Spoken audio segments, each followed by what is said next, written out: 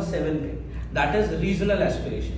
भाई चैप्टर में सिर्फ 4 ही टॉपिक है, इसी के ऊपर फोकस करते हैं। एक है जम्मू कश्मीर, ठीक है, एक है पंजाब, एक है आसाम, एक है मिजोरम। इजी वाली कहानी पे आते हैं। सबसे पहले आते हैं पंजाब पर।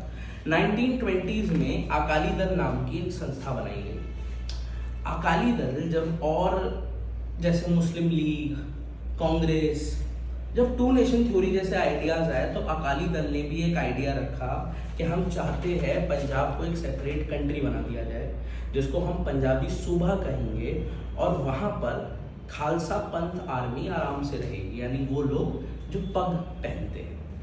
खैर, इस सब के बीच दिक्कत ये आई कि जब 1947 में पार्टीशन हुआ, तो पंजाब का एक लार्जर पार्ट पाकिस्तान की तरफ चला गया। तो अब पाकिस्तान सेपरेट कंट्री तो नहीं बन पाया, लेकिन बचा हुआ छोटा सा हिस्सा इंडिया के अंदर आया, जिसमें 1966 में हमने पंजाब और हरियाणा 2 स्टेट्स क्रिएट करे, जिसकी कॉमन कैपिटल थी चंडीगढ़, और एक कॉमन रिवर थी जो शेयर करती थी वाटर, जो थी रावी नदी, आज भी है।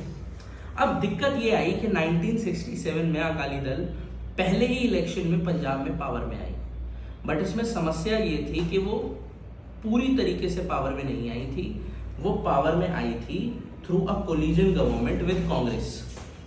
अब इसमें ये हुआ कि उन्हें लगा कि ठीक है भाई, अब हम पावर में आ गए हैं, और उन्होंने ज़्यादा फोकस नहीं करा पंजाबी सूबा वाले ड्रीम पे।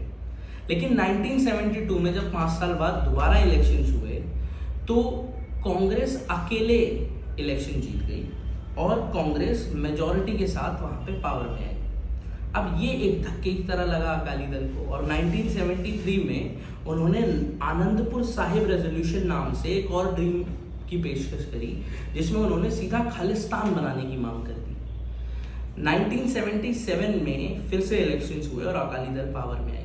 अब वो खालिस्तान की मांग और उठाने लगी, क्योंकि वो पॉलिटिकली पावरफुल थी। इस बार भी वो कांग्रेस के साथ पावर में आई थी, और कांग्रेस ने 1979 में अपना सपोर्ट वापस लेकर 1980 में खुद की सरकार बना दी। इससे गुस्सा होकर अब ये खालिस्तान की मांग तो करने लगे, लेकिन साथ में आर्म रिबेलियन भी, जिसके लिए इनको पहले वारंट्स इशू हुए। वारंट से बचने के लिए इन्होंने एक हाइड आउट प्लेस चुना। मजे की बात ये थी कि इनका हाइड आउट प्लेस था गोल्डन टेम्पल ऑफ अमृतसर। जब इस बात की खबर बड़ी एजेंसीज को पहुंची, तो इंदिरा गांधी ने जून 1984 में एक ऑपरेशन ब्लू स्टार चलाया, जिसके अंदर 257 मिलिटेंट्स मारे गए, और हमारे हिंदुस्तान के 56 जवान भी।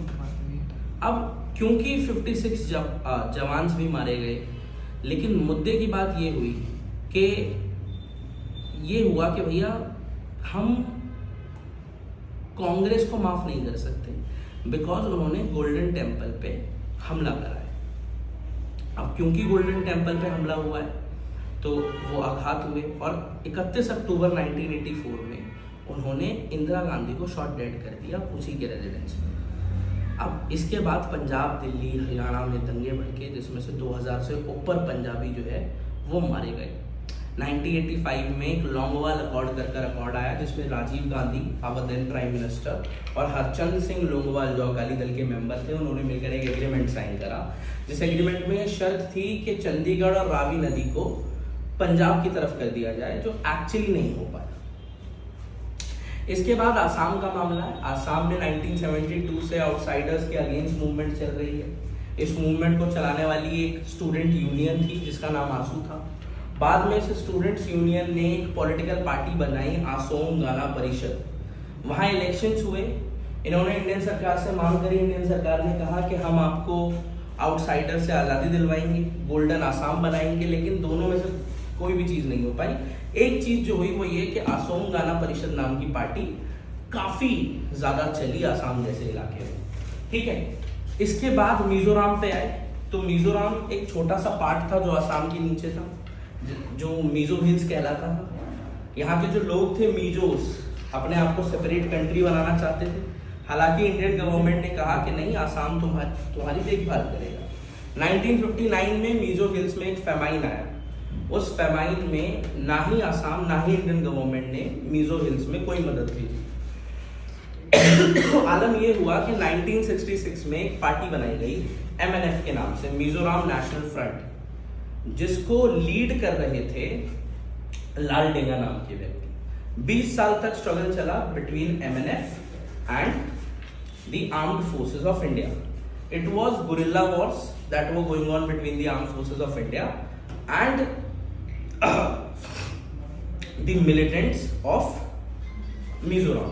1987 में एक एग्रीमेंट हुआ जिसके बाद मिजोरम को एक सेपरेट स्टेट बनाया गया। ठीक है।